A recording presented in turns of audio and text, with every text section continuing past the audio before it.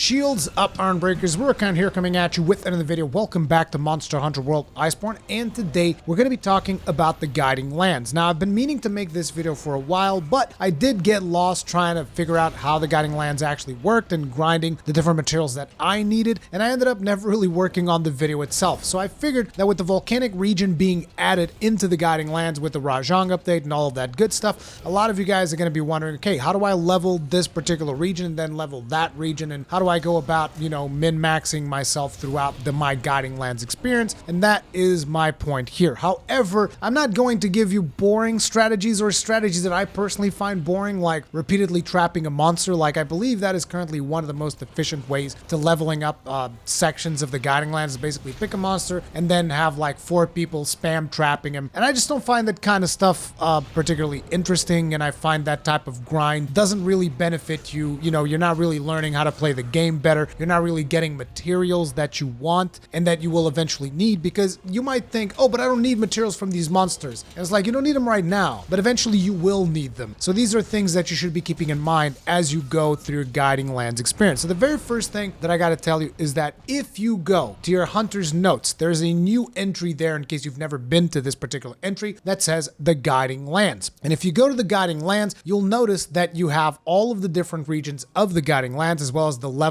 at which you have each of these regions, and then you can check what monsters spawn at what level. And not only that, but if you actually go ahead and click the specific level, you can then scroll by monster and see the specific rewards that you can get from that monster. Now, if you've never picked up those materials, you're still not going to see them populated in the blacksmith. However, you can kind of figure out, depending on the shape of the material and the monster that is dropping the material, you might be able to put 2 and 2 together. But usually the best thing to actually do is to kill one of each monster and then one of each tempered monster in all of the Guiding Lands. And that is going to take you quite some time to do. So this is where it's useful for you to have friends, so that different friends can focus on different areas of the Guiding Lands. But even if you don't have friends that play the game, or if you just want to do it solo, that is also possible. And here's the cool part. You don't need to maintain like all of the areas at level 7. For starters, you can't actually do that. But,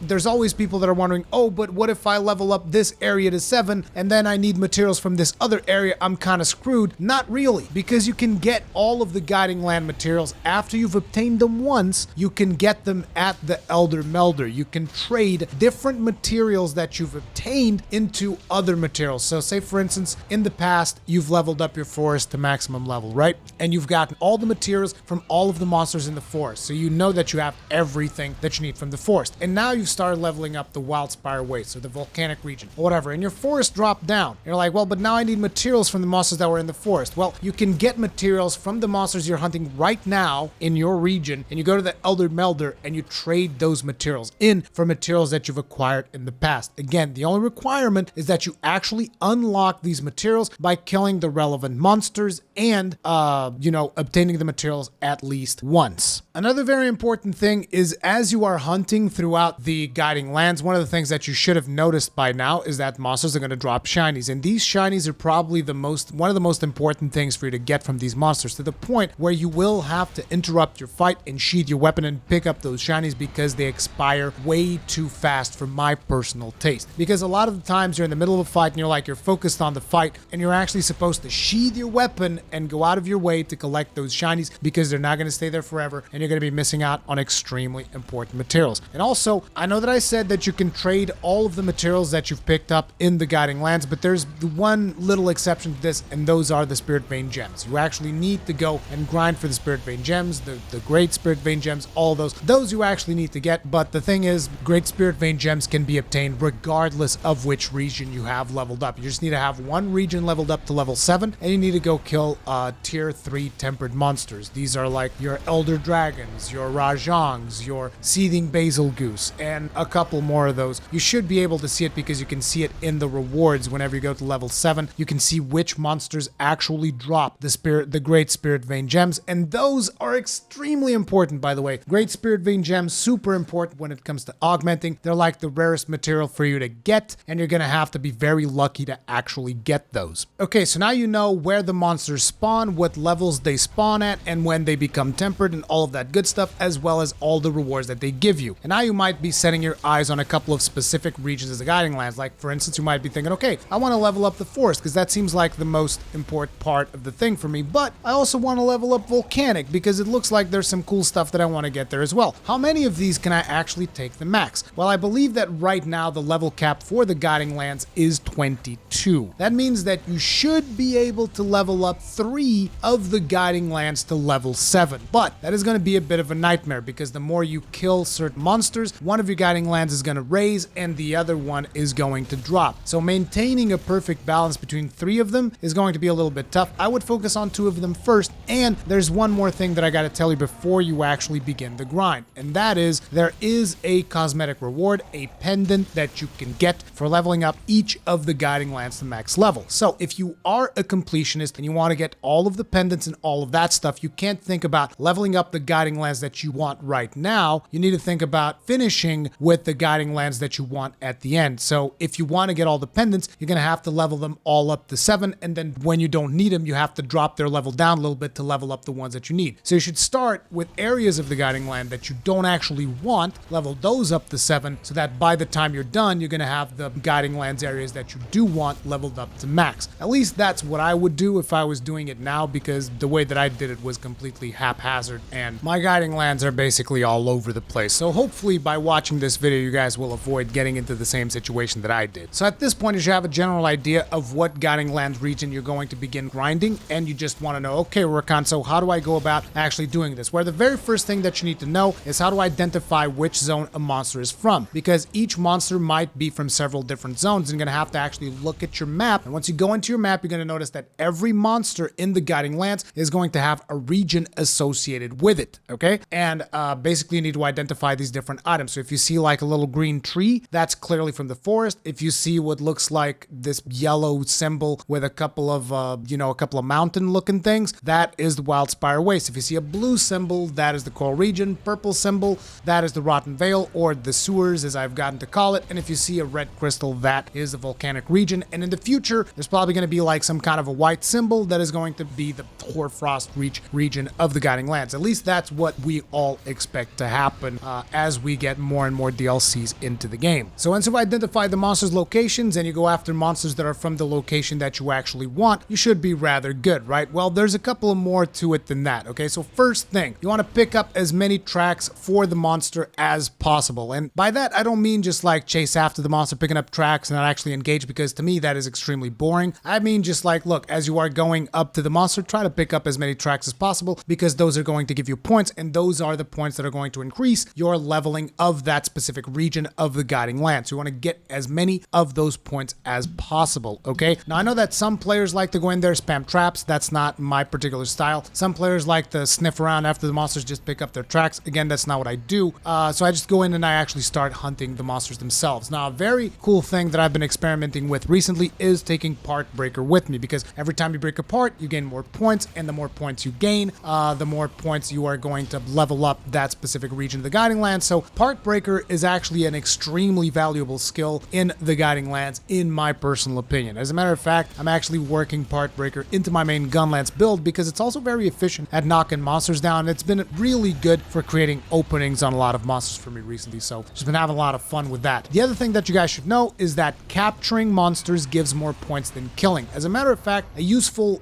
tool to bring with you is the Palico Trap tool, because it's just going to be dropping traps all over the place, and if the monster wanders into those traps, then you will also get the bonus points without specifically, boring yourself to death, just like trapping the monster repeatedly. You just get that automatically through the Palico, and also that way you're able to actually use your Palico whistle to get a trap to get the final capture in the monster when the monster is ready to be captured. So you don't actually have to take traps with you if you are running with a Palico. If you're doing this in a multiplayer setting, naturally you guys are going to have to bring your own traps. But if you are running with a Palico solo or with 2 players, one of you needs to bring a trap, should bring a trap tool, and then when you guys are ready to capture, you just have to bring the sleeping bombs, and you just like sleep bomb them, and then order the Palico to put a trap down, and you should be able to capture the monster and get a couple of more points. Now, you may have noticed that as you play through the guiding lands, you will find these different nodes in there, crystal nodes and bone nodes. Now, it is important to mention that these are completely independent from the level of your specific region, which means, for instance, if you've been leveling the volcanic region region of your guiding lands, and now all of a sudden you're like, oh no, I need mining materials from the forest. I'm screwed because now I have to level up my forest. Nope. The mining nodes and the bone nodes are completely independent from the level of the region. They have their own system in place, and the way that it works is the more you gather, the more they level up. You can actually see this in your guiding lands map. If you scroll to the side, you will notice that you have different information, and depending on the state that your guiding lands is in, these will have different colors. Basically, the way this works is the more they fill up, the better your nodes are going to be. They're going to give you better materials, and they might even give you more gathers, and eventually if you max this stuff out, you're going to spawn a rare node, whether that is bones or crystals, whichever one you max out first is going to spawn a rare node. You're going to have to look around the relevant area for that node, and that particular node is going to give you the rarest gathering material, which is like either the guiding bone of the relevant region, like the forest guiding bone or the forest guiding crystal. These are very rare materials, and they're needed to augment. So whenever you get those, you want to go ahead and make sure that you pick them up. It is important to also mention that once you level this up and you get those rare mining nodes, they're going to level back down. You have to gather up again to level them up again to get the better nodes and all that stuff. Basically, too long didn't hear is just gather as much of them as you possibly can, and you'll be gathering more and with more quality, okay? And again, completely independent from the level of that guiding lands region. The guiding lands level only affects the monsters that you can summon and all of that stuff. The nodes is an independent system, so you can gather nodes from wherever. Having said that, the nodes will also influence the level of that specific guiding region, because sometimes you will be able to mine account items, and when you get those account items, those are going to give you points, and those points are going to count towards that specific area of the guiding lands. But I've also heard from friends that after the patch, those don't really level up the guiding lands regions as much. However, it's still a good thing for you to pick up if you are leveling a specific region, and you don't have to worry that much if you need to pick up items from regions that you actually don't want to level, because they're not going to have a big impact overall on your guiding lands region. At least I think that's the way that it is right now, because this guiding lands thing is still something that Capcom is working out the kinks, and we can expect improvements in the coming patches as the game evolves. Now, as you go about your business in the guiding lands, you will start eventually collecting special tracks. As a matter of fact, it is a part of the main story quest to actually get the special tracks for Zinogre and afterwards Jan Garuga. And as you go about collecting these tracks, you're going to get special monster lures that will let you lure out specific monsters to specific regions of the guiding lands. And this is a big boon that allows you to further control how you go about leveling up your guiding lands, which regions level up, and which monsters you summon is particularly important, because depending on the monster that you summon, you will end up leveling up more or a lot less, because not all monsters are created equal. And some monsters, despite you thinking like, oh man, I'm just going to summon up an elder god into the forest, and that surely is going to give me tons of experience, right? No, you're wrong. As a matter of fact, if all you want to do is level up a specific area of the guiding lands, I would steer clear of the elder dragons, because they give you really bad experience. At least that's been my experience so far.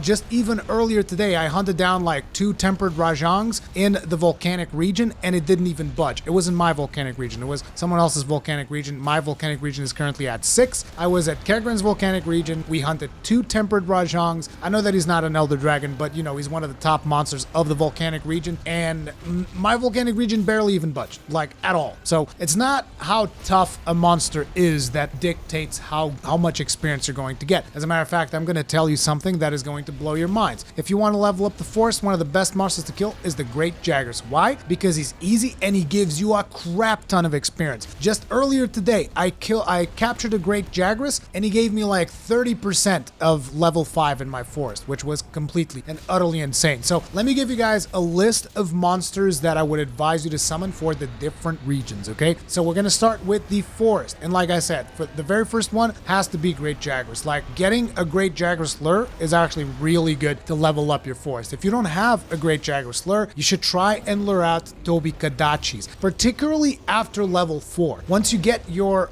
Guiding Lands region to level 4, you can actually get tempered Tobi Kadachis, and this is going to also factor in. It's going to give you more experience. Tobi Kadachi is exclusive to the forest. This is the reason why you get more experience from those monsters. The exclusive monsters appear to be the ones that give you the most bang for your buck when it comes to leveling up a specific region region of the Guiding Lands. So you want to keep that in mind. If you have a monster that can be lured anywhere in the map, it means the experience that monster is going to provide you is not going to be very good. So try to go for monsters that have the least amount of regions they can spawn in, particularly if they're exclusive. Those are the best ones, okay? So as I was saying, for the forest, you want to go with the Great Jagras, the Tobikadachi, the Yangaruga, and I know that a lot of people are going to struggle with Yangaruga, so just look at it this way. If you think you're going to be struggling with it, don't summon him. Summon something else that you think you're going to have an easier time. A good example of this is, for instance, the Puke Puke. Puke Puke is actually from two regions. He is from the forest as well as Wildspire, but he's a pretty good monster for you to summon because eventually he's going to show up tempered, and his material is also required for some of the health regen weapons that you'll eventually want to get. Therefore, it is just a good material to have and also a good monster to hunt if you don't have a Great Jagras or a Tobikadachi. And remember, if you don't have any of these monsters, just hunt whatever happens to spawn on the forest, and eventually you will get, special tracks to summon something else. That's the way it works. Usually if you're hunting in a specific region, you're going to be getting special tracks for that region that allow you to continue your level up process naturally. This system has also been greatly improved with the introduction of the Rajang patch because you're going to be getting much more special tracks than we were getting before this, and you're also going to be getting tracks whenever you carve a monster. Carving a monster can just flat out give you a lure. Straight up. Capturing a monster can flat out give you a lure. Sometimes just, collecting tracks, breaking parts. Something really cool also, the monsters that can be like mined and collected, like you can collect stuff off of Zinogre in Zinogre's back. All of that stuff also has a chance of giving you lures. So whenever you have the chance to do one of those actions, do it. So now let's talk about Wildspire Wastes. The monsters that I would advise, they're naturally Kuliaku. He's one of the first ones. He's kind of like the Great Jagras of the Wildspire Wastes, right? Puke Puke, also very good. Do remember that Puke Puke is not going to give you quite as much experience as exclusive monsters. The problem is that one of the other monsters that you want to get in the Wildspire is Diablos, and Diablos is a little bit annoying to fight for some people. So if you struggle with Diablos, I wouldn't go after him. I would go after anything else. But the best monster to level up your Wildspire Waste experience is most definitely Baroth. Baroth is the best one, particularly after level 4, because it's going to be tempered. There's a lot of stuff that you can break off of Baroth. All of that mud, you can break it off. All of that gives you a bunch of points the first time you do it. So it's all really, really good. Baroth, hands down, the best monster to level up your Wildspire. Now, when it comes to the Coral Wastelands, you got the Titiaku, then you got Coral Puke. Coral Puke, hands down, one of the best ones because it's one of the easier ones to actually fight in there, at least in my opinion, unless you struggle with Coral Puke, at which point you also have Legiana, also an exclusive to the Coral region, and then you have Paolumu. Now, Paolumu can sometimes beat the crap out of people, and I'm talking about the base Paolumu, the pink and white one, not the Nightshade Paolumu, because these are all exclusives. All of these in the Coral Highlands, they're all exclusives. They're all going to give you good experience for the Coral Highlands, right? And then the Rotten Vale, also known as the Sewers, you have the Great Gyros. That's pretty much a no-brainer. You have Radabon. Radabon, potentially the best one because he's super easy to fight and there's a lot of break potential in there. So Great Gyros and Radabon are definitely two of the best possible monsters to get in there. Then you have Acidic Glavenus. I know that some people struggle with Acidic Glavenus though, so if you have problems with that, you can also summon an Odogoron, which is another good alternative. Odogoron can be summoned to 2 regions if I'm not mistaken. So,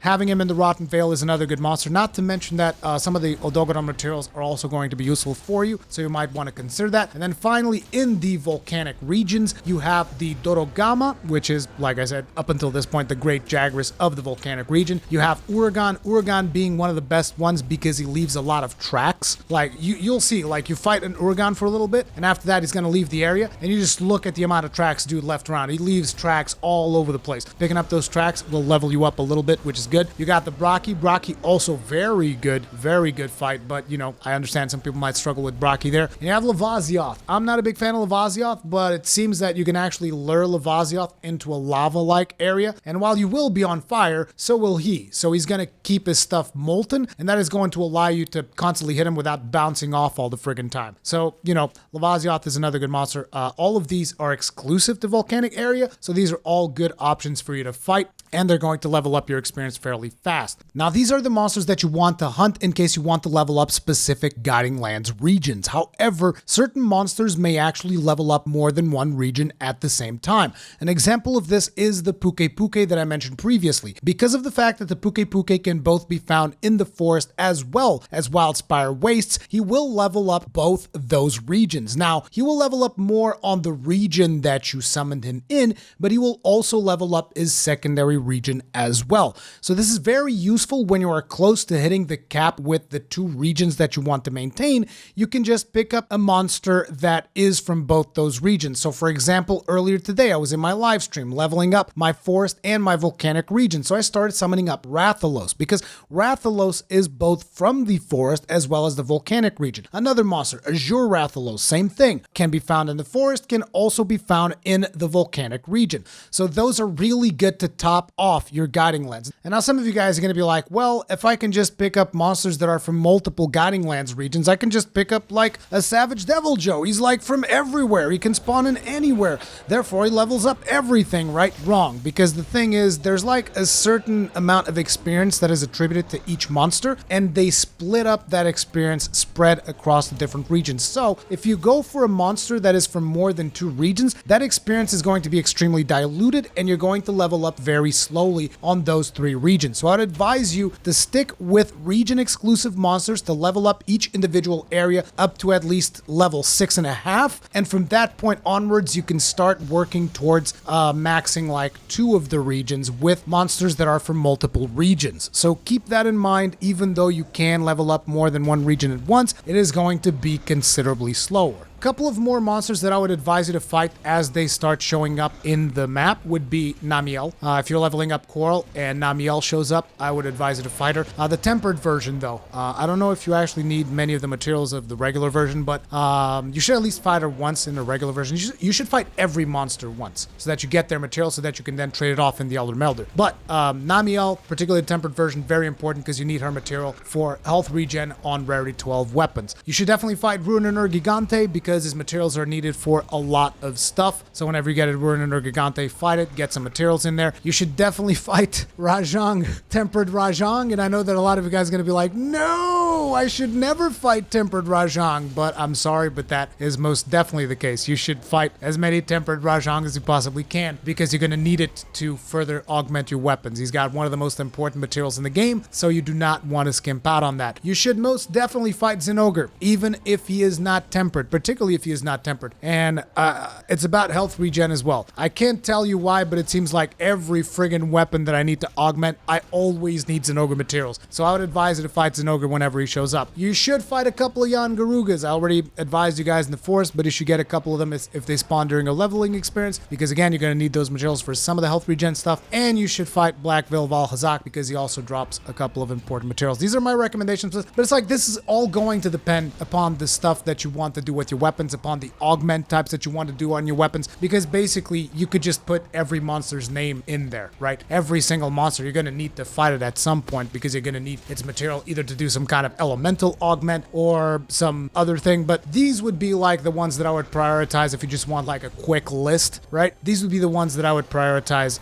for you guys. Namielle, Ruiner, Rajang, Zinogre, Yangaruga, and Black Veil as just generic monsters. And then you have all the other monsters that I told you that are useful for leveling up each individual region of the Guiding Lands. So how do you actually change the monsters that are currently available in your Guiding Lands? Well, if you're doing quests outside of the Guiding Lands, after each quest, the monster lineup is going to change. This is going to be particularly important after you get a couple of regions to level 7, because that is the point at which Tempered Elder Dragons start showing up. So you will want to check your Guiding Lands frequently to see if a Tempered Elder Dragon is there, because you might want to go in there and kill it for the chance of getting a Great Spirit Vein gem. Beyond that, naturally, you can also summon other monsters into the Guiding Lands, which are going to replace some of the monsters that are already there. And you can also just sit around the Guiding Lands and wait for the natural monster cycles to happen, because eventually, if you go into the Guiding Lands and don't actually hunt anything, monsters are going to start leaving and new monsters are going to start showing up. But this takes a while. I don't know the exact numbers of how long it takes a monster to actually leave if you haven't attacked in the Guiding Lands, but I do know